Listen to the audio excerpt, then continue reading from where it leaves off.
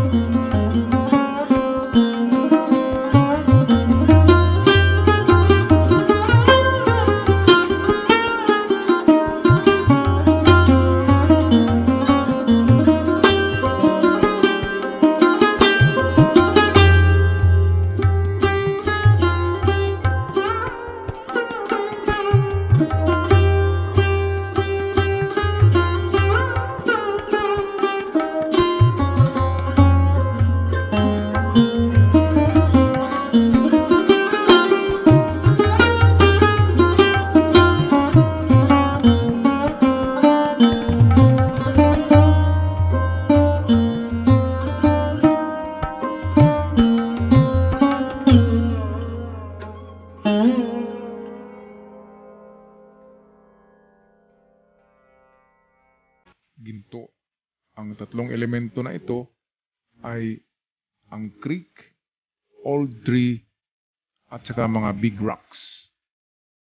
Okay, mga marker yan na elements para sa paghanap ng treasure marker. Ang karamihan dyan ay nasa creek. Ang karamihan din ay nasa marker na old tree. At ang pangatlo niyan ay sa mga big boulder marker makikita ang mga treasures. Hindi pa dyan kasama yung sa mga tuktok ng bundok. Okay? Yun ang panghuli. At pang-apat, mga big deposit ay nasa matataas na bundok sa mga tuktok. Okay, ano nga bang nakita dito nila ng mga katiyats natin? Ito ay sabi nila ay tinatalian daw to ng itong kung merong barko dyan o lansa or malaking pump boat, ito ang tinatalian. Pero kung atin ito i-rotate, ay makikita natin na iba ang istorya nito.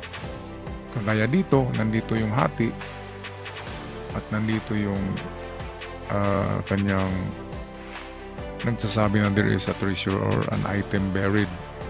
Okay, at ito rin ang ating parang central reference marker. At diyan din natin using compass ay pwedeng malocate natin. Dito natin ilagay ang compass at malocate natin. Depende kasi yan sa region. Kung dito sa Caraga, ang karamihan ng treasures ay nasa northeast. So sa Luzon ay iba naman. Karamihan yan ay nasa east. Ang Caraga ay northeast ang pinakamaraming treasures. So kung northeast ay dito tayo punta. Ito nung north, ito yung north, ito yung east. So karamihan ng treasures ay dito na portion papunta dyan. Pero kung ito ay nasa Luzon or Visayas, iba naman ang mga direksyon ng pagbaon doon. Okay, so iba't iba. Kaya hindi natin masasabi na dyan talaga yan. Kasi magkakaiba nga ang mga reference point at direction. Depende sa mga rehiyon. Okay, so tingnan muna natin ang lahat ng pictures. Ito yung pinakamagandang anggulo Dito natin yan i-decode mamaya. Nandyan lahat ang Ricardos. Ang maganda rito ay merong nakita silang number 5. Ang number 5 ay ito ang kanyang pointer. Itong dulo na ito, nagsasabi na dyan. Pero kung ang 5 ay nakaganyan, tuwid lang. Ganito na pagkasulat na 5. Ang ibig sabihin naman ay ito ang kanyang arrow. Okay, kasi ito ay number 5 talaga na pagkasulat. So ang kanyang pointer ay ito. Ibig sabihin, sa banda rito. Ang sabi niyan ay go down. Okay. In 3 or 5 meters. Meron siyang dot dito. Sasabi na merong item, go down in 3 or 5 meters. Okay, ibang picture. Ito yung top view. Dito makikita natin ang itsura nito ay letrang B. Letrang B ito nakaganyan. Okay, at ang kahulugan ng B ay talagang treasure yan. Ang B stand for gold bars. Okay, so merong gold bars dyan. At hati siya sa dalawa. Pwedeng dalawang box ito, 1 and 2 box, in the same place. Sa isang baon lang ay dalawang box. Itong nagsasabi na merong ibinaon. Okay, at yung number 5 ay dito yung nakita. So sa banda rito. Or under or in front or below sa kanya. Okay, so balikan na natin yung pinakamagandang anggulo. Ito yun. Merong ulo ng parang butiki or lizard. Merong mata. Nakatingin siya dito. Pati ang kanyang ilong ay dito yan nakaturo. So there is something important sa area na ito. Ito. At kung napansin natin, ay merong square sign dito. Natabunan nga lang yan ng dahon. Pero yan ay square means treasure box. At kung atin i-close up itong ulo ng butiki, meron yung arrow dito. Ito. Okay, nagaganyan yan. Ayan. So, ang tinuturo niya ay, sabi niya dito, and then paganyan siya. So ito na portion pa rin ang tinuturo. Dito naman ang hole na ito ay merong line na short nakaturo sa butiki. At ang butiki ay nagturo dito. So paikot-ikot lang ito. Pero ang last na digging spot na tinuturo ay dito pa rin. Ito na portion. Pwedeng lakihan nyo ganyan kalaki ang pag-ukay dyan. At alam naman natin na mahirap yan kasi creek yan.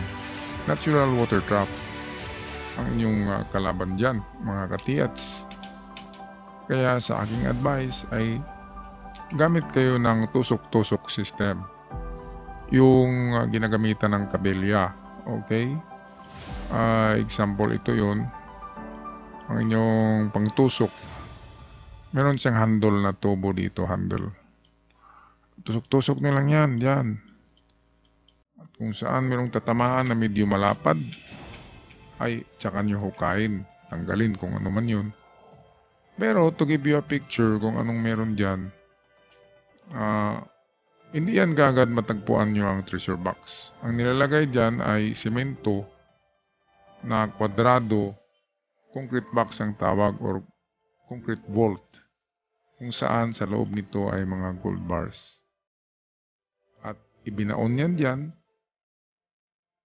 And then, pagkatapos pagbaon ay pinatungan ng malapad na bato ang ibabaw ng treasure box. Panigurado na hindi matangay ng bagyo, agos, or flash flood. Kaya kung may makita kayo dyan na tinatawag dito sa Visayas na dapanas, pag may dapanas, malaking bato na flat dyan, and then parang takip talaga siya, tanggalin nyo at sa baba niyan, matagpuan nyo ang concrete box. Semento siya na kwadrado na mayroong laman. Meron palang mata dito. Ang bato ay ganun din siya, matulis. Dito ang kanyang tingin, amigdat ang kanyang direksyon, pero ang mata ay nakatingin dito. Kaya there is something in this area. Kahit ianggulo natin ang ulo nitong butiki, ayan, ang kanyang mata ay dito rin.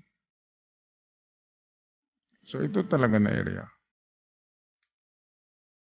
Sa palagay ko, ang bato na ito ay nagalaw na ito ng mga bagyo o mga flash flood.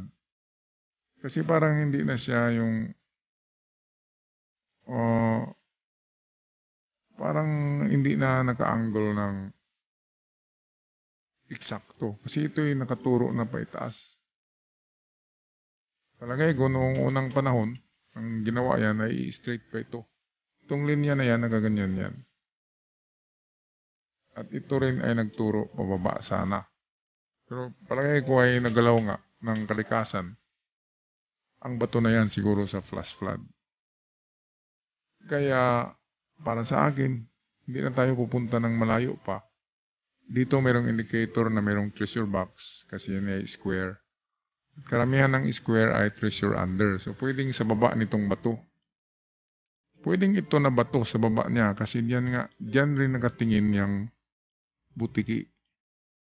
At kung napansin nyo guys, kakaiba ang kulay na bato na ito. Hindi siya nilulumot, wala siyang kulay green. Parang semento siya, di ba? At parang kwadrado. Kaya baka yan na yan ang treasure bolt or concrete box. Baka ito na yun, lumitaw na yan. Sa katagalan ng panahon, baka yan na nga yan, ang lumitaw na siya. At meron siyang marka na box. At tamang-tama, dyan nakatingin niyang butiki. At nasa tabi siya ng letter B. Nakaganyan ito, letter B. At nandito yung hole. Okay, so wala na tayong puntahan na malayo pa mga katigats, kundi ito na lang talaga na area dito. Dito lang. Kaya malaki ang tsansa na matagpuan natin yan. Pero ingat lang kayo sa mga water trap. Kasi habang hinuhukay nyo yan ay lalong lumalakas ang tubig, ang agos dyan. Kaya i-timing nyo na summer, yung hitik na hitik sa init. Kasi pag tag-init na ay of course mawawala na itong tubig sa creek. Kaya summer is the best time para maghukay dyan.